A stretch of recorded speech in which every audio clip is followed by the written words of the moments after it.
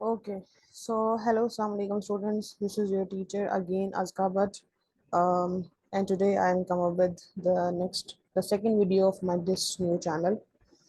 Okay, so first of all, I just want to tell you that if you want me to make more videos on this channel related to Edexcel business, all paper, whether this is AS level, whether this is A2 level, I will be uploading more videos on this channel. So if you want me to upload more videos on this channel, so please share this channel with your students, with your friends, maybe the friends who are with you in school or maybe in college or like whatever the friends. So yes, so this is kind of a motivation for me because there is only 2 subscribers on my channel and it's like a very demotivated thing for me that I'm making videos for just 2 people's.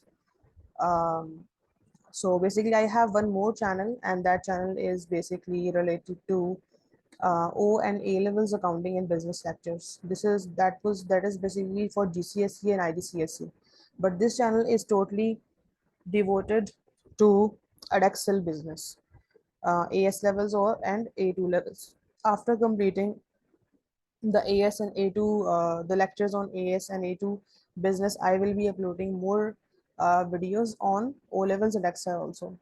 So if you want me to upload more videos, so just support me, share this video with your friends, and also I am open to basically I'm going to start this a new session of for business and accounting, whether this is O levels, A levels, and Excel. So if you are interested, so today I will be giving the registration link into the description in comment section, and if you want to get uh, admission in my classes, so you can. Okay, so now let's see. First of all, let's see the paper.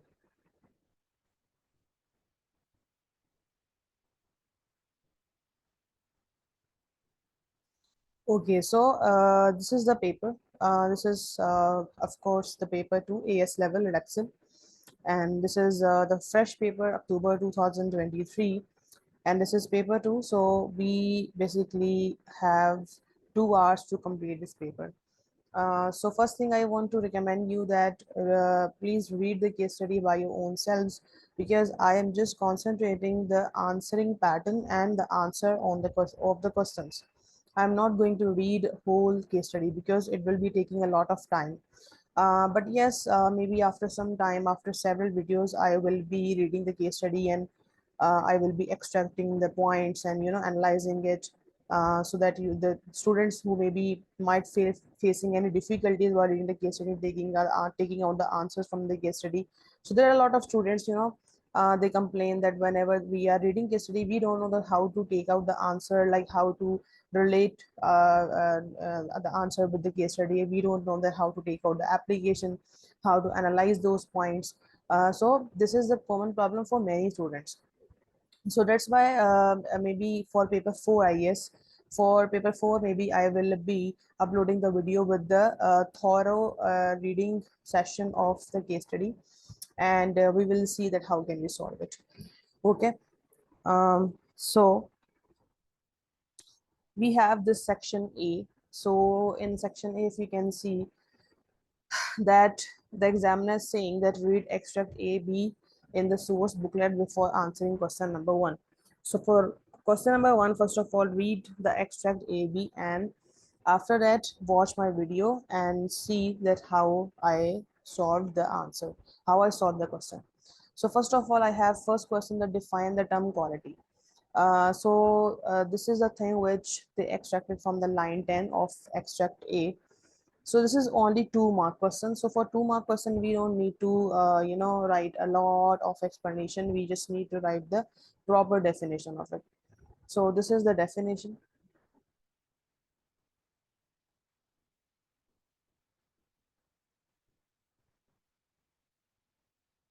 So this is the definition.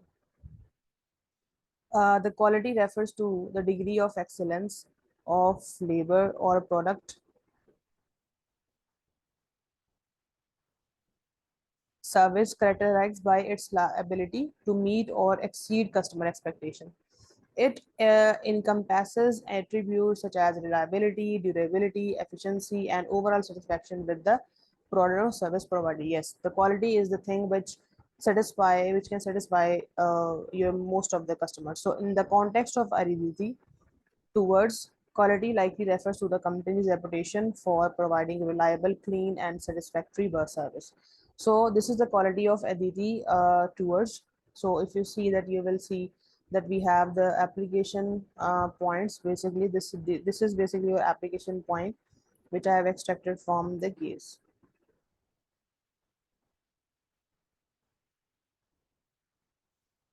Okay. So now let's see the other question.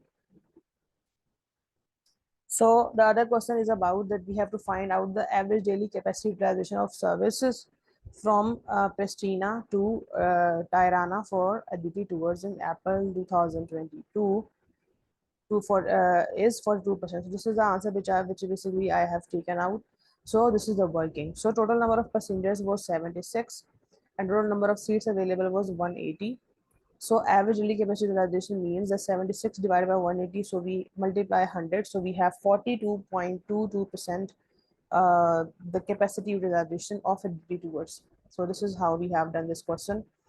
So the next question is that analyze of reasons for continuing to offer 4 bus journeys days. So if you see this question from here, that capacity on bus service from Pristina to Tirana is frequently underutilized. So analyze 2 possible reasons why Aditi Tours continues to offer 4 bus journeys a day in each direction. In each direction. So this is basically 6 mark question, okay, and we have to explain, analyze 2 reasons. So it means that we will be writing application and its analysis. So now let's see that how I did this. So first reason I have that maintaining customer satisfaction and convenience. So Aditya Tours may continue to offer 4 bus journey a day to maintain a high level of customer satisfaction and convenience by providing multiple. So here, as you can see that I am analyzing a point that by providing multiple travel options throughout the day, the company can cater to different schedules and preferences of passengers, such as students, families, and tourists. This flexibility can enhance the overall customer experience, making the service more attractive compared to competitors. Even if some buses are not fully utilized, having frequent departures ensures that passengers can find a suitable travel time, potentially increasing customer loyalty and long-term business viability. So this is the first reason. So now let's see the second reason. So comparative positioning and market presence. This is the second reason that why she's continuing to offer 4 bus journeys a day. So another reason for maintaining 4 bus journeys a day could be uphold a strong comparative position and market presence by offering frequent services. Arditi Tours can position itself as a reliable and accessible transportation provider, distinguishing itself from competitors who might offer fewer tips. Uh, this consistent presence in the market can help build brand recognition and trust among customers. Additionally, during peak times or seasons, the availability of multiple daily services can accommodate higher demand without overloading the system, ensuring that Aditi Tours can handle fluctuations in passenger numbers effectively.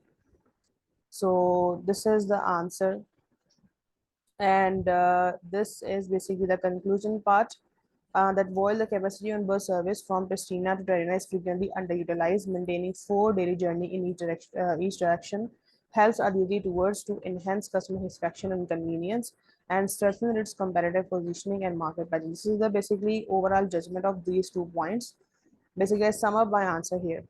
So these strategic advantages can contribute to the company's long-term success despite occasional underutilization of capacity. So this is how I have done this question. This is very easy. You just need to write 2 reasons and 2 application points and 2 analysis points. Now let's see the other question. Okay, so this question is basically for 8 marks. So using the data in extract A and B, discuss whether Aditi Tours should have been concerned about its margin of safety in April 2022. So we have to write 2 points where Aditi should concern, and 2 points that why Aditi should not concern, and at the end we will be giving the conclusion. So points indicating Aditi towards should be concerned. So what are the points here? First of all, the lower margin of safety. So the margin of safety for Aditi towards in April 2022 is approximately 10.53%, which is quite low. This small buffer means that any slight drop in passenger numbers can quickly lead to operating at a loss. With such a narrow margin, company is vulnerable to fluctuations in demand, which can significantly impact its financial health. Number two is variability in passenger numbers. So data shows significant variability in the number of passengers across different times of the day. The 5 and 15 services with 15 and 11 passengers respectively are either below or just above the break-even point of 17 passengers. So this inconsistency in passenger numbers can create financial instability, especially if the lower demand service are not sufficiently compensated with the higher demand ones. And the other points, we have to write two other points indicating other tour should not be overly concerned. So first thing would be average passenger numbers above break even. So on average, the number of passengers per journey in April 2022 is 19, which is above the break even points of 17 passenger. This indicates that on the whole, the company is operating above its break even level, providing some reassurance that it can cover its cost and make a profit.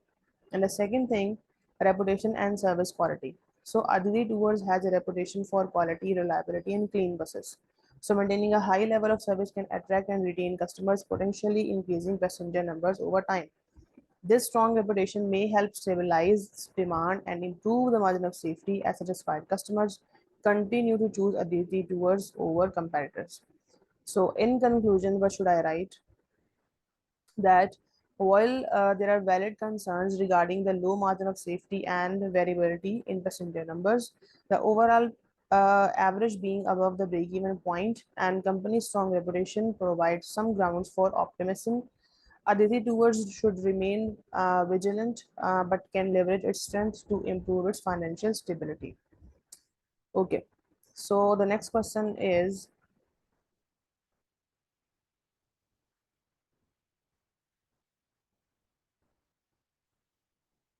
that using the data in extract ABs assess raising the price of a bus ticket by $1 is likely to be the best way for Aditi Tours to increase sales revenue.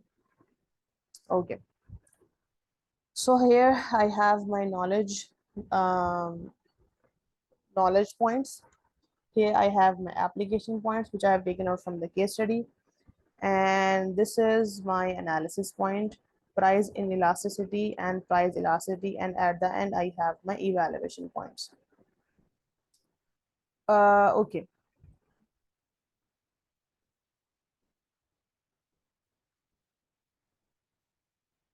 First of all, if you see that in the question, they use the term sales revenue. So we can write its definition and we can get the knowledge marks. So basically in all question, I didn't write any definition, but you should write, because by writing the definition, you will be getting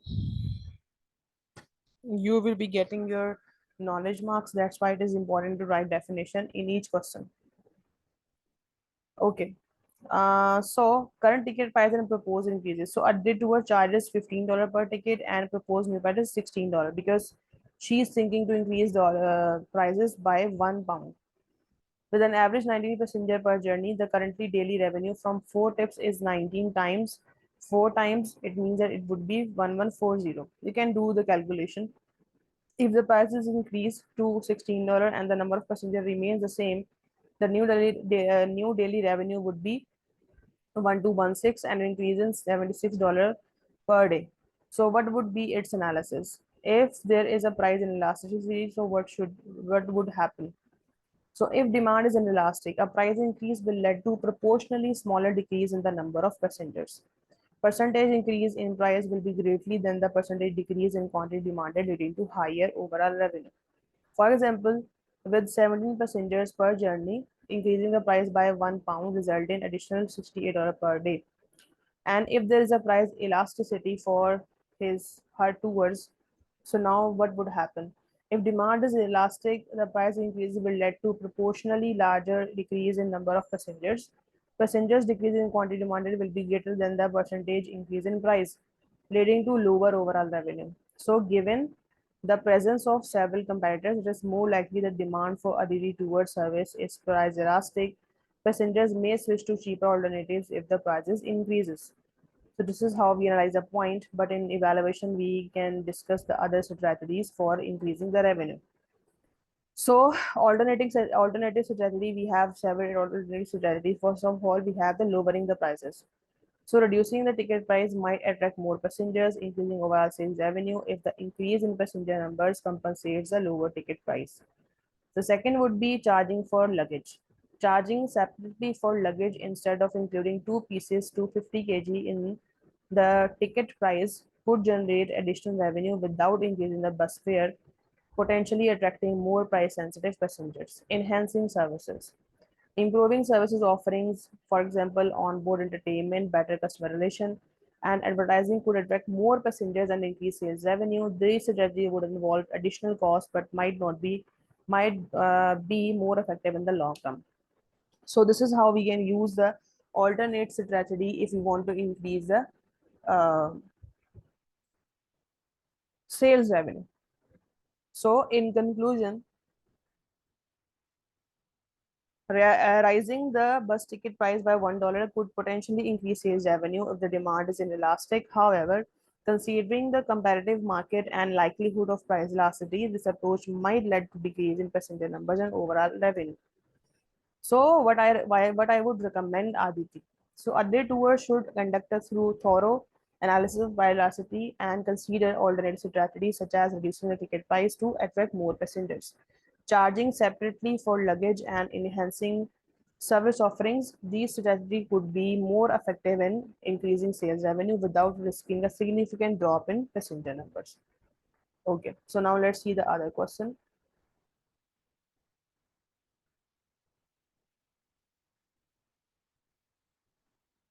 So we have the section B and read extract C and D in source of booklet before answering question number 2. So first of all, we have the question that define the term brand. So simply we need to define the brand, what is brand, and we can also use the application point. So brand is a unique name, term, design, symbol, or combination thereof that identifies a product or service and distinguish it from those of competitors.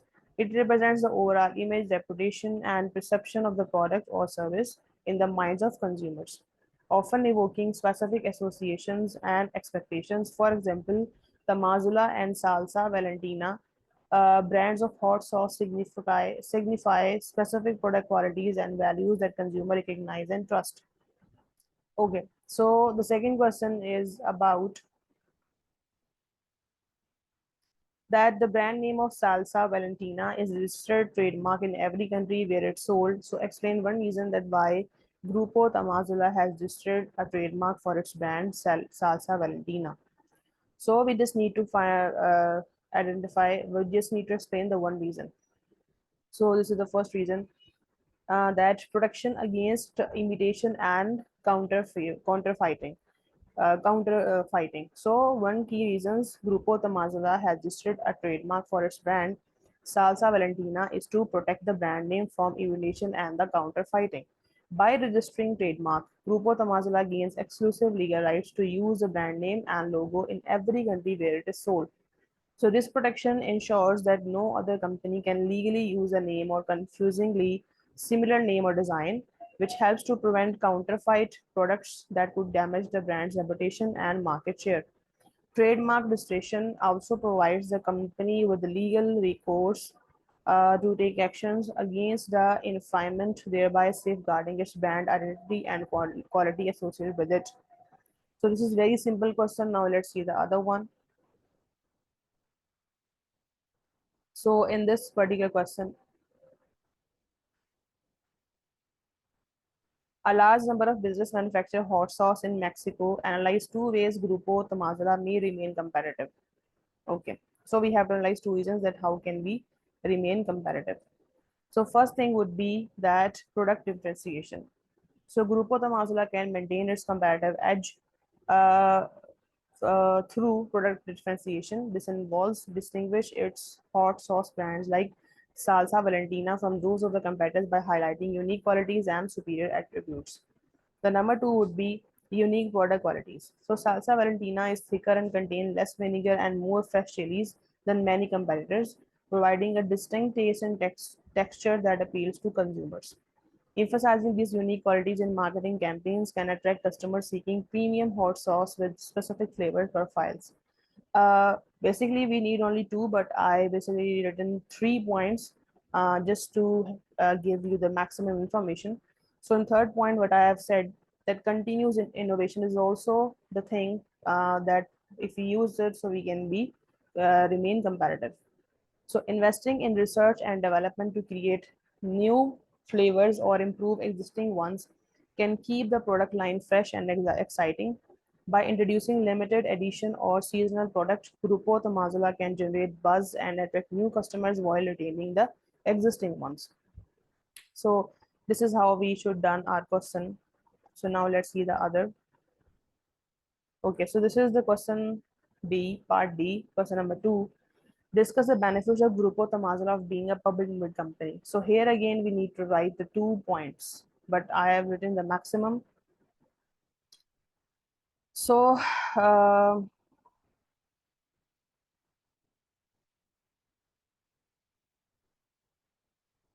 so the first thing is that access to capital. It means that we can raise funds. So as a public limited company, Grupo Tamazula can raise substantial capital by issuing shares to the public. This access to a larger pool of investors enables the company to finance expansions, invest in new technologies, and undertake larger scale projects without solely relying on the internal profit or private funding. Financial flexibility. The ability to issue additional shares or bonds provides the company with financial flexibility to respond to market opportunities and challenges effectively. The number two would be enhanced credibility and public image.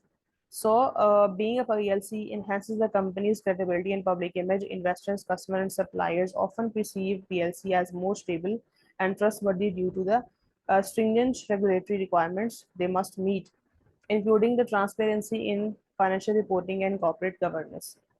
The public status can also boost the brand prestige of Grupo Tamazula, attracting high quality talent, fostering strategic partnership, and building strong customer loyalty. And we have some other, for example, employee incentives, and we have the liquidity for shareholders. If, for example, we want to conduct a research and development for anything, for any source of any dish, so we can do it easily because now we are a PLC. So there are different things. So in conclusion, being a public limited company offers Grupo Tamazula significant benefits, including access to capital, enhanced credibility, liquidity for shareholders, growth opportunities, and regulatory compliance. So these advantages position the company well to expand its market presence, innovate its product offerings, and maintain a competitive edge in hot sauce industry. So now let's see the other question.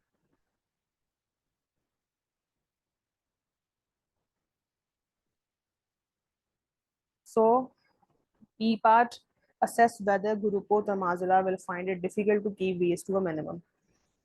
Okay, so again, we have to talk about the two sides. So factors that may make it difficult, the first one will be the scale of operations. So Grupo Tamazula operates a large factory over 26,000 meters square and produces significant quantity of hot sauce. Large scale production can lead to higher levels of waste if not managed properly. Managing waste at such a scale requires robust system and processes to monitor and minimize inefficiencies. Sourcing large quantities of fresh chilies and other ingredients may result in supply chain inefficiencies such as spoilage and of perishable items or overstocking, leading to increased waste. Grupo Tamazula produces different hot sauces brands with varying ingredients and formulations. This variety can complicate inventory management and production processes, potentially increasing waste from batch production changes, ingredient spoilage, and mismanagement. And basically we just need to write the two reasons that why it would be challenging, why to cope with the waste. but I have written the maximum. So the third one would be that exporting products to international markets such as the US and Canada involves complex logistics, delays, transportation, mishaps, and customs issues can lead to product spoilage or damage and contributing to waste. So now we are going to see the other factors that might help minimize the waste. So first one would be investment in modern equipment. So Gurupat Mazula investment in modern equipment and technology enables more precise production processes, reducing waste from inefficiency, overproduction, or defects.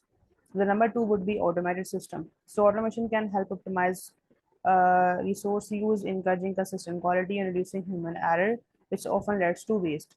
Number two would be sourcing and inventory management and supplier relationships. So strong relationship with suppliers can ensure a steady supply of high quality ingredients, reducing the risk of spoil and waste. Just-in-time inventory, implementing the just-in-time inventory practices can minimize excess stock and reduce waste for expired or unused ingredients. And the third one would be sustainable initiatives, waste reduction programs.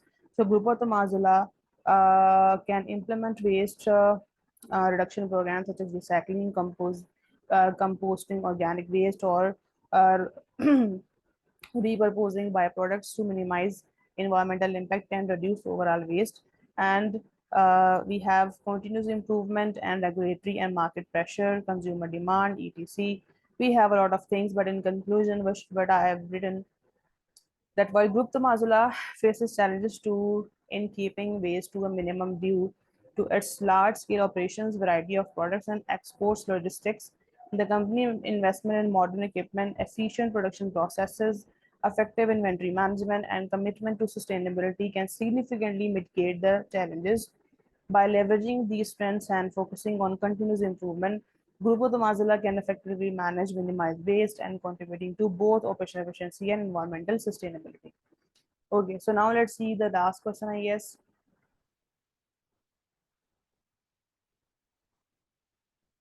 So the last question is that evaluate whether Amazon's decisions to stop selling its Kindle in China was due to internal or external causes of business failure. So this is 20 mark question. So first of all, we have to talk about the internal factors and also the external factors. And at the end, we will be giving our conclusion that which type of factor was most affected.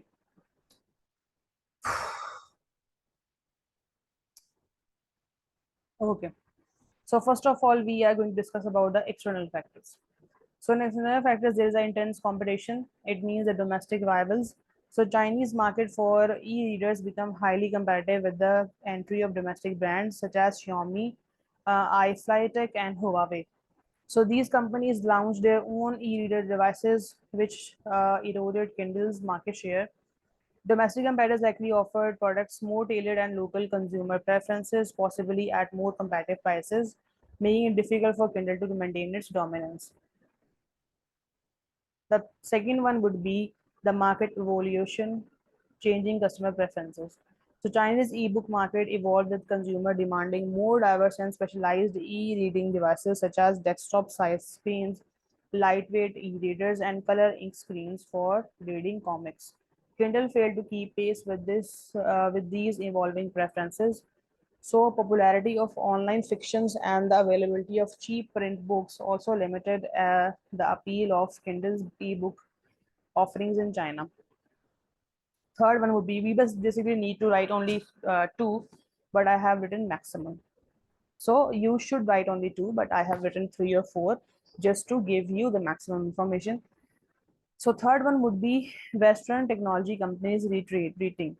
So Amazon decisions aligns with a broader trend of Western technology companies reducing their operations in China, as evidenced by Airbnb and LinkedIn also closing their China's business. This may reflect a challenging regulatory environment and other market barriers that make it difficult for foreign companies to operate effectively. So now let's discuss the internal factors, internal causes of business failure. So first one would be the inadequate adaptation and innovation. So while Kindle initially succeeded to China due to its good relationship with the Chinese publishers and industry-leading hardware, so Amazon did not build on its early lead Over 10 years, Kindle's market share declined because the company did not adopt its product offering to the changing market. So the failure to introduce features or products that match the preferences for of Chinese consumers, such as supporting popular online fictions and missing titles like the Harry Potter series, contributed to Kindle's decline appeal. Second, poor customer support. So Amazon support for Kindle in China was perceived as poor. Effective customer support is crucial in maintaining customer satisfaction and loyalty, especially in highly competitive market. Lack of robust customer support may have alienated users, leading to a gradual decline in Kindle's user base. Third one would be price sensitivity. So in contrast to market like US, print books in China are often cheap and easily accessible online. Kindle did not offer a significant price advantage for ebooks, making it less effective to price sensitive Chinese consumers. Amazon failure to effectively compete on price given the local market condition contributed to its inability to sustain the market position. So in conclusion, Amazon decisions to stop selling its Kindle in China can be attributed to a combination of external and internal causes. External factors such as intense competition from domestic brands, the evolving market landscape, and challenging regulatory environment played a significant role. However, internal factors like the failure to adopt and innovate, poor customer support, and inability to compete on price also critically undermined Kindle's competitiveness. While both internal and external factors contributed to Kinder's decline in China, internal causes seem more pivotal. Amazon's inability to adopt its product and support strategies to unique demands of the business of the Chinese market was a significant factor in its failure. Therefore, it can be argued that internal causes of business failure had more direct impact on Amazon's decisions to cease Kindle operations in China. Okay, so we basically done with the whole paper, and I will come up with the next video with paper 3. Till then, goodbye.